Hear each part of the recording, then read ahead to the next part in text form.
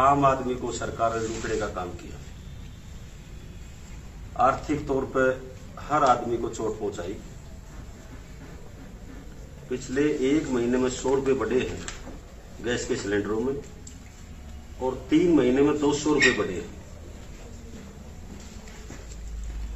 जब बीजेपी सत्ता से बाहर थी तो उस टाइम पर अगर 5 रुपये 2 रुपये बढ़ जाया करते तो बहुत प्रदर्शन किया करते थे, लेकिन आज चुप है और थोक देते हैं कि तो कंपनियों का काम है।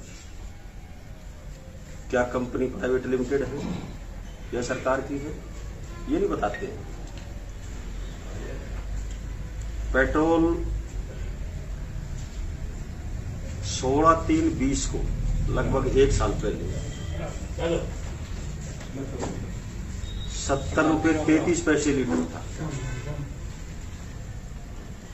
आज 89 रुपये 28 पैसे लीटर, और कई प्रदेश ऐसे हैं जिसमें 100 के आसपास पहुंच गए।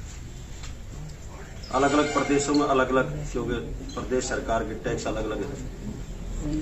ऐसे ही डीजल, ये तो मैं हरियाणा का जिक्र कर रहा हूं, कई प्रदेशों में पेट्रोल 97 रुपये से ऊपर चला गया, 100 के आसपास, और डीजल 16/3/20 को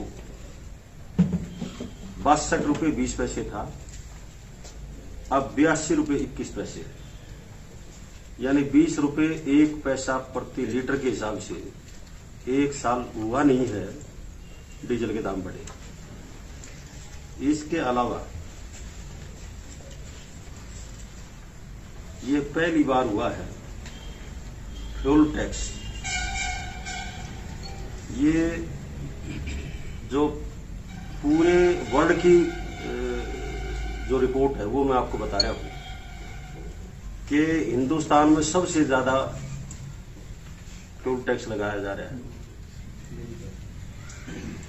इंडिया में फ्यूल टैक्स है तेल पर 69 रुपये 3 पैसे प्रति लीटर, इटली में 64 रुपये, फ्रांस में 63 रुपये, जर्मनी में 63 रुपये, यूके में 62 रुपये, स्पेन में 53 रुपये, जापान में 47 रुपये, कनाडा में 33 रुपये और यूएसए में 19 रुपये। यानी पूरी दुनिया में सबसे ज्यादा फ्यूल टैक्स हिंदुस्तान में लगाया जा रहा है, जिससे आम आदमी की जेब पर वजन पड़ता है, मतलब जेब ढीली हो जाती है। किस चीज में लगता है फ्यूल टैक्स? पेट्रोल डीजल 69 रुपये लीटर, 69% के हम 69.3% सबसे ज्यादा है ये दुनिया के हमने 10 ये लिए हैं देश, उसमें मैंने बता दिया। 69.3% इंडिया में है, और इटली में 64, फ्रांस में 63, जर्मनी में 63, यूके में 62, स्पेन में 53, जापान में 47, कनाडा में 33 और यूएसए में 19% फ्यूल टैक्स। किस तरह से लॉकडाउन के दौरान हिंदुस्तान की जनता पर अनेक तरह की कठिनाइयां आई, उसके अलावा हिंदुस्तान पेट्रोलियम का मुनाफा इस 1 साल के दरमियान 215% बढ़ा।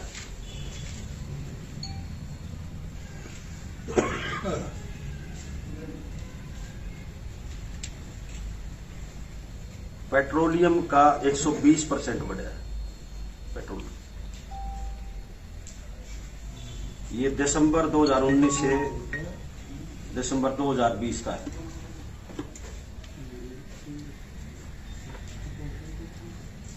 अलग अलग है, इंडियन ऑयल का अलग है, भारत पेट्रोलियम का अलग है, हिंदुस्तान पेट्रोलियम का अलग। एक्साइज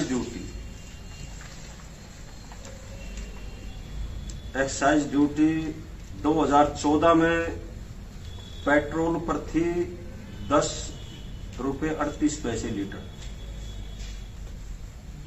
और डीजल पर थी 4 रुपये 52 पैसे लीटर 2014 में, जब इनकी सरकार आई। और आज फरवरी 2021 में पेट्रोल पर एक्साइज ड्यूटी है 32 रुपये 98 पैसे लीटर, और डीजल पर है 31 रुपये 83 पैसे लीटर। जबकि तेल की कीमतें इंटरनेशनल मार्केट में घटी है, बढ़ी नहीं। कच्चे तेल की जो कीमतें थी वो 40% बढ़ी। 2014 से लेकर के 2021 तक के आंकड़े हैं मेरे पास।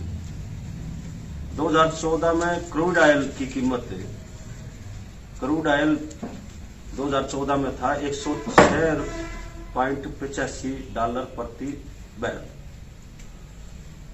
और उस टाइम पे पेट्रोल की कीमत थी ₹71.41। डीजल की कीमत थी ₹56.71। उसके बाद 2015 में $63.82 पर आ गई। उसके बाद में 2016 में $45.1 पर आ गई। मई 2017 में $50.57 पर आ गई। मई 2018 में $75.25 प्रति बैरल 2018 में आ गई प्रति बैरल। 19 में $70.1 प्रति बैरल के हिसाब से ये रेट आया, और मई 2020 में $30.61 प्रति बैरल के हिसाब से आया, और फरवरी 2021 में $62.88 प्रति बैरल के हिसाब से आया। मई में जो सबसे कम $30.61 प्रति बैरल के हिसाब से जो रेट था इंटरनेशनल मार्केट में, उस टाइम पे पेट्रोल की कीमत जो है ₹69.59 मई 2020, और डीजल की कीमत $62.29। लेकिन अब 2021 में जब $62.88 प्रति बैरल का रेट है इंटरनेशनल मार्केट का, तो फिर पेट्रोल की कीमत है ₹90.58 प्रति लीटर, और डीजल का रेट है ₹80.97 प्रति लीटर। कई प्रदेशों में इससे भी ज्यादा है, कई प्रदेशों में ₹97 तक चला गया पेट्रोल, 97-98। 90 दाढ़े हो रहे हैं। हाँ, 90, ये तो हरियाणा के आंकड़े बता रहे हूँ, ₹90.58, और डीजल ₹80.97। तो किस तरह से लोगों की जेब खाली करने का एक तरीका बना दिया सरकार ने, आपदा में अवसर तलाश करके। इसके अलावा हरियाणा में भी, क्योंकि ये बात आई नहीं है लॉकडाउन के टाइम पे, हरियाणा की सरकार ने भी इस किस्म के अनेक कानून बना दिए, जिसकी वजह से आम जनता को पता भी नहीं चल पाया, और बहुत भारी नुकसान आम आदमी का होगा, विशेष तौर पर गरीब वर्ग का। इन्होंने 4000 आंगनबाड़ी केंद्र और प्राइमरी स्कूल, 4000, हरियाणा सरकार ने 4000 आंगनबाड़ी केंद्र और प्राइमरी स्कूल प्रथम एजुकेशन फाउंडेशन को भेज दी। उनका ना कोई ऑनलाइन कोई फार्म मांगे गए, और ना ही लोगों को पता चलने दिया। जो ये कह रहे हैं कि तीसरी कक्षा से लेकर के 3 साल से लेकर के 6 साल तक के बच्चों को उसमें शिक्षा दी जाएगी, प्ले स्कूल के नाम से उनको दी। और वो प्रथम एजुकेशन फाउंडेशन के जो सीईओ है, वो मेरे पास जो सूचना है वो ये है कि आरएसएस से जुड़ी हुई है। बॉम्बे की कंपनी है, उनके बॉम्बे में दफ्तर उनका है, दिल्ली ऑफिस, किसी को पता नहीं लगने दिया। सबसे बड़ा नुकसान क्या होगा कि जो आंगनबाड़ी केंद्रों में महिलाएं काम करती हैं, वे मैक्सिमम विडो हैं, विधवा है। आप पता कर लियो कहीं, आंगनबाड़ी केंद्रों में काम करने वाली महिलाएं मैक्सिमम विडो हैं, गरीब घरों से। उनकी नौकरी जाएगी। उन्होंने बहुत प्रदर्शन भी कर लिए, कई बार कोई सुनवाई नहीं होती, लोगों को पता नहीं चल रहा। तो ये इस किस्म के जो काम हो रहे हैं, विशेष तौर पर बेरोजगारों के लिए ये सरकार और ज्यादा समस्याएं खड़ी कर रही है। नारा तो प्रधानमंत्री जी ने दिया था 2 करोड़ हर साल रोजगार देंगे, नौकरी देंगे, लेकिन हर साल 2 करोड़ लोगों को नौकरी रोजगार देने की बजाय नौकरी छीनने का काम ही सरकार ने किया। अब टीचर्स की भर्ती को लेकर के भी पीछे विज्ञापन निकला था, वो रद्द कर दी गई। 600 ग्राम सचिव लगाने थे सरकार ने, आपको पता लग गया होगा, पीछे अखबार में आई। 6,72,000 युवाओं ने फार्म भरे थे। 6,72,000 पेपर देने के लिए चले गए वो लोग। फार्म का पैसा जमा कराने का, आने जाने का खर्चा कितना होता है, रुकने का इंतजाम सर्दियों के टाइम पे, बहन बेटी अगर है तो माँ बाप को साथ जाना पड़ेगा, शादीशुदा है तो घर वाले को साथ जाना पड़ेगा, अकेली बहन बेटी जा नहीं सकती। तो ये एक फार्म पे कई हजार रुपए का खर्चा हुआ है एक बच्चे के ऊपर। 5-5, 6-6, 10-10 हजार गाड़ी लेके जाते हैं, किराए पे गाड़ी करके जानी पड़ेगी, और फिर वो पेपर नकल, उसमें हर एक पेपर लीक हुआ है इनका। इस सरकार में जितने पेपर लीक हुए किसी सरकार में हुए ही नहीं। फिर वो पेपर लीक कराने वालों के खिलाफ क्या कार्रवाई की सरकार ने? जो उस महकमे का वजीर है उसको क्या दंड दिया सरकार ने? 6,72,000 युवाओं के साथ जो अब उन्होंने अब फिर निकालेंगे, उन्होंने फिर फार्म भरने पड़ेंगे, फिर वो एग्जाम के लिए जाएंगे, उसमें कुछ ओवरेज भी हो जाएंगे।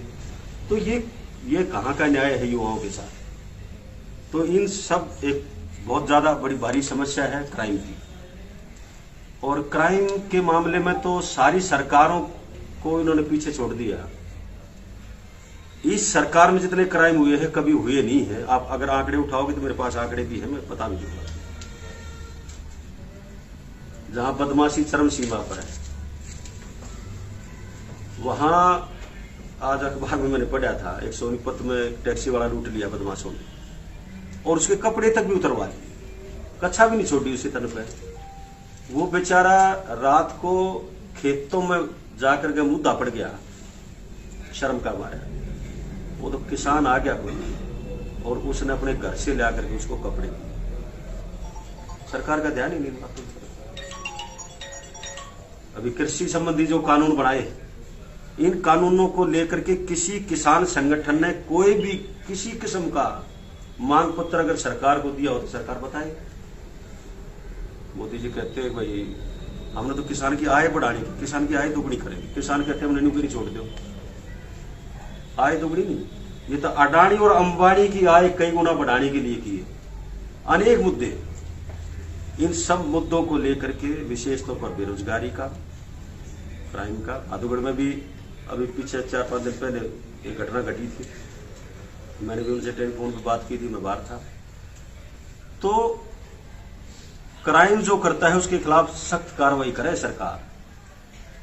मुझे अखबार में पड़ गया, श्री विभाग आज तो जून साहब भी अखबार में आई हुई खबर कि मेरे को फोन कर देना कोई दिक्कत आए तो।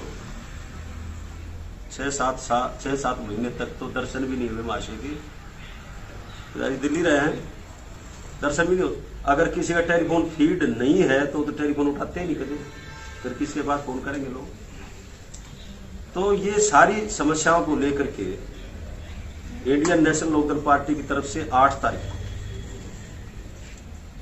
एक बहुत बड़ा प्रदर्शन हम भादोगढ़ में करने जा रहे हैं, और हमारी पार्टी के नेता भाई अभय सिंह चौटाला जी से भी हमने निवेदन किया है, वो भी इस प्रदर्शन में शामिल हो।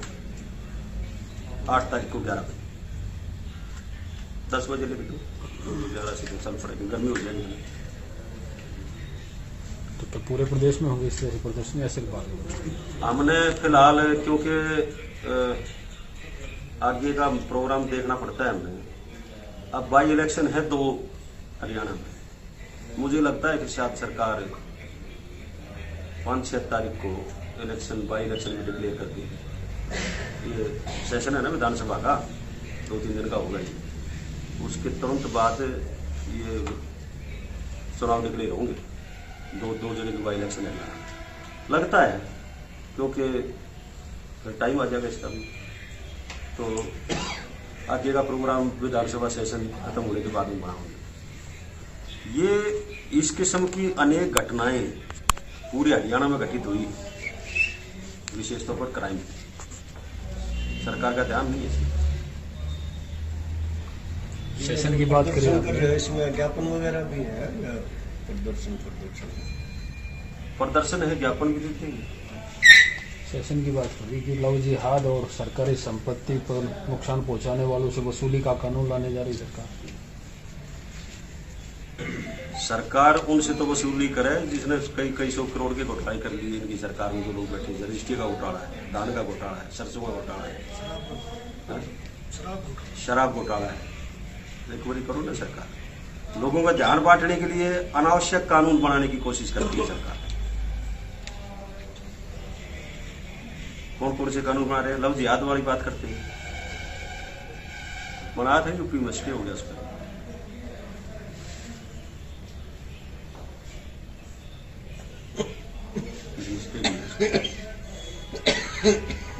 कानून बनाने से काम नहीं चलता ना, इम्प्लीमेंट कौन करेगा?